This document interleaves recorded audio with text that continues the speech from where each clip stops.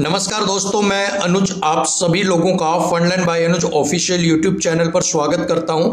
आज की वीडियो में हम बात करेंगे दिल्ली पुलिस न्यू वैकेंसी 2021 और साथ में ही ओनली फॉर न्यू स्टूडेंट्स, जो न्यू स्टूडेंट्स हैं जो बार बार मैसेज करके पूछते हैं सर हमें दिल्ली पुलिस के लिए अपीयर होना है, एज कितनी चाहिएगी, सिलेबस क्या होता है, क्वालिफिकेशन क्या चाहिए, फिजिकल एलिजिबिलिटी क्या है, साथ में ही पूछते हैं रिलैक्सेशन मिलेगा नहीं मिलेगा। तो ये न्यू स्टूडेंट्स के लिए है, आपको देखना आप भी देख सकते हैं, बट ये न्यू स्टूडेंट्स जो भी हैं उनके लिए सारी चीज़ें इस वीडियो में मैं बताने वाला हूं। तो चलिए वीडियो को स्टार्ट करते हैं। वीडियो स्टार्ट करने से पहले जो पहला सवाल है, दिल्ली पुलिस की न्यू वैकेंसी कब तक आएगी? तो दिल्ली पुलिस की जो न्यू वैकेंसी है वो आपको अब नेक्स्ट ईयर देखने को मिलेगी। ठीक है, नेक्स्ट ईयर मतलब 2022 के अंदर अब आपको देखने को मिलेगी, क्योंकि जो आपका अब जो रिजल्ट है वो आपका 15 दिसंबर को आ रहा है। ठीक है, सो इसकी जो फॉर्मेलिटीज पूरी होने के बाद ही आपकी वैकेंसी जो है वो आउट की जाएगी। सो अगली जो आपकी वैकेंसी है वो आपको नेक्स्ट मंथ में नेक्स्ट ईयर के फर्स्ट या सेकेंड मंथ के अंदर आपको देखने को मिल सकती है। सो यहाँ पर अगर हम बात करें तो आपके पास अप्रोक्सीमेट 3 महीने का करीब नोटिफिकेशन जो वैकेंसी आएगी उसमें, और उसके आगे का आपको 2 या 3 महीने वो तो मतलब 6 महीने के करीब आपको टाइम मिल जाएगा तैयारी करने का। ठीक है, सो अभी आप ये सारी चीजें देख लीजिए, एज, सिलेबस, क्वालिफिकेशन, और अपनी तैयारी को स्टार्ट कर दीजिए ताकि आप जितने एग्जाम हो इतनी आपकी तैयारी बहुत अच्छे लेवल की हो जाए कि आप वहां पर अच्छे से जो एग्जाम है उसको क्रैक कर पाए। तो चलिए आगे बढ़ते हैं, बात कर लेते हैं एज की। सबसे पहले तो देखिए आपकी जो एज है वो 18 से 25 ईयर्स चाहिए। ठीक है,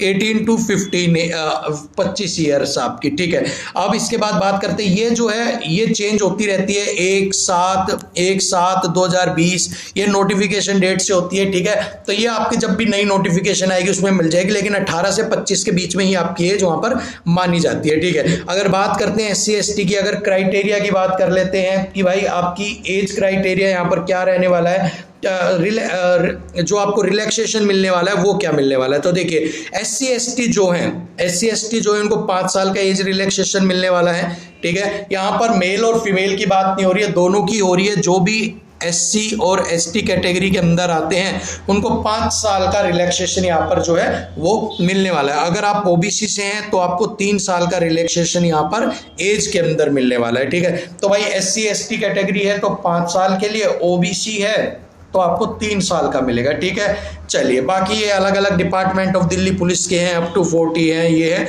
वो अलग अलग चीज़ें हैं आपकी। ठीक है, लेकिन अभी आपके लिए जो फ्रेश बच्चा अपीयर हो रहा है उनके लिए यही है, SC ST कैटेगरी के लिए 5 साल और OBC के लिए 3 साल। चलें आगे बढ़े। ठीक है, अब बात करते हैं क्वालिफिकेशन की। आपकी क्वालिफिकेशन क्या होनी चाहिए? नोटिफिकेशन डेट होती है, जिस दिन नोटिफिकेशन निकलती है उस दिन, तो जब आपकी नोटिफिकेशन निकलेगी उस डेट तक आपके पास 10+2 होना चाहिए। बस आपको यही देखना है बस आपके पास। ठीक है भाई, आपके पास 10+2 की डिग्री है, अगर आपने 12th कर रखी है तो आपको कुछ भी सोचने की जरूरत नहीं है, बस आप फॉर्म को अप्लाई कर सकते हैं। चलिए आगे अब देख लेते हैं स्कीम ऑफ एग्जामिनेशन क्या होगी। सबसे पहले आपका CBT होगा, कंप्यूटर बेस्ड एग्जाम, उसके बाद फिजिकल टेस्ट होता है आपका यहाँ पर। ठीक है, उसके बाद आपका मेडिकल टेस्ट होता है आपका। ठीक है, मेडिकल एग्जामिनेशन होता है और फिर आपका सिलेक्शन किया जाता है। ठीक है, अब बात करते हैं CBT कंप्यूटर बेस्ड टेस्ट के अंदर क्या क्या आपसे पूछा जाता है।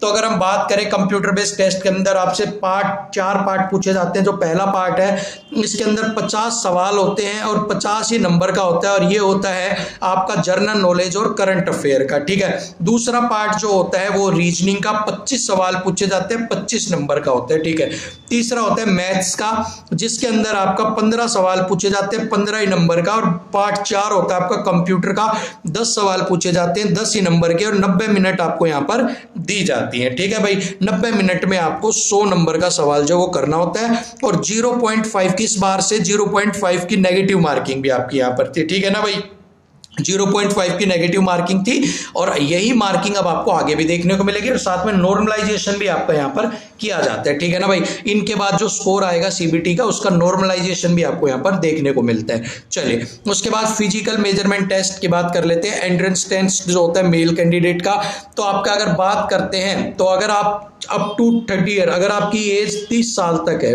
ठीक है, अप टू 30 ईयर तक एज है, तो आपको 6 मिनट के अंदर 1600 मीटर की रेस करनी है, 14 फीट की लॉन्ग जंप करनी है और 3x9 की आपको हाई जंप करनी है। ठीक है, आप समझ में आ गया। 1600 मीटर 6 मिनट में 14 फीट की ये, और आपको 3 फीट 9 इंच की हाई जंप करनी है आपको। ठीक है, अगर आप 30 से 40 की उम्र है, ठीक है, जो एक सर्वेश्वन वगैरह जो हमारे आते हैं उनको 7 मिनट के अंदर करनी है।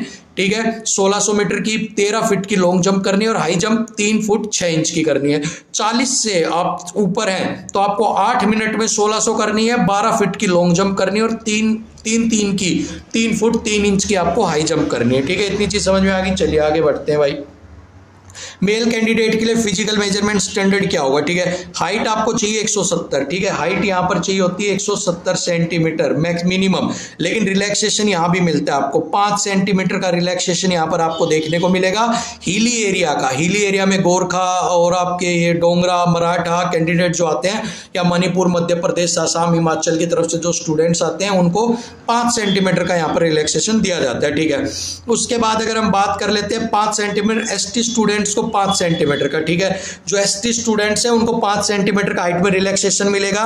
ठीक है, और अगर 5 सेंटीमीटर का आपको ये वाला यहाँ पर 5 सेंटीमीटर का मिलता है अगर आपके पिता कोई रिटायर्ड ऑफिसर है दिल्ली पुलिस में, या मल्टीटास्किंग स्टाफ दिल्ली पुलिस में कर रहे हैं, या तो रिटायर हो चुके या फिर वो उनकी डेथ हो चुकी। ठीक है, तो उनके लिए उनके उस केस में भी आपको 5 सेंटीमीटर की ली जाएगी। ठीक है, अगर बात करते हैं चेस्ट की तो 81 सेंटीमीटर तो मिनिमम चाहिए ही चाहिए आपको। ठीक है, अगर चेस्ट की बात करें यहाँ पर तो 81 सेंटीमीटर तो आपको चाहिए ही चाहिएगी। अब again 5 centimetre for resident of hilly area, जो ऊपर आपको हिली एरिया का दिया हुआ है ना, इनका भी आपको 5 सेंटीमीटर, ये वाला है ना, जो ये वाला जितना भी है ये वाला सारा का सारा यहाँ पर भी एप्लीकेबल है। इनको 5 सेंटीमीटर चेस्ट में मिलेगी, 5 सेंटीमीटर वही एसटी स्टूडेंट्स को मिलेगी कैटेगरी वालों को, और 5 सेंटीमीटर वही वाला है आपको चेस्ट में मिलेगा अगर आपके पिताजी दिल्ली पुलिस में रिटायर हैं या उनकी डेथ हो चुकी है, या फिर वो मल्टीटास्किंग स्टाफ के अंदर दिल्ली पुलिस के अंदर वर्किंग है। ठीक है, इतनी चीज समझ में आ गई। चलिए अब फीमेल्स की बात कर लेते हैं भाई। यहाँ पर फीमेल को क्या करना है, वही 30 साल की उम्र है, 30 से 40 और 40। अगर 30 साल से तक की उम्र है तो 8 मिनट में 1600, long jump 10 feet, high jump 3 feet. अगर 30 से 40 है तो 9 मिनट में 1600, 9 feet long jump, 2 feet 9 inch high jump.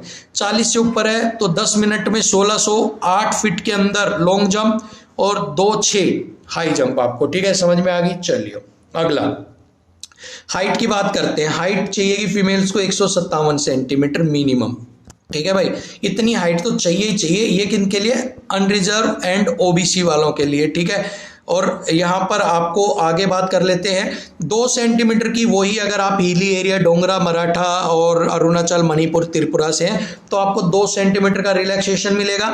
ठीक है, SC ST कैंडिडेट्स, यहाँ पर आपको SC और ST दोनों कैंडिडेट्स को कितना 2 सेंटीमीटर का रिलैक्सेशन यहाँ पर दिया जाएगा।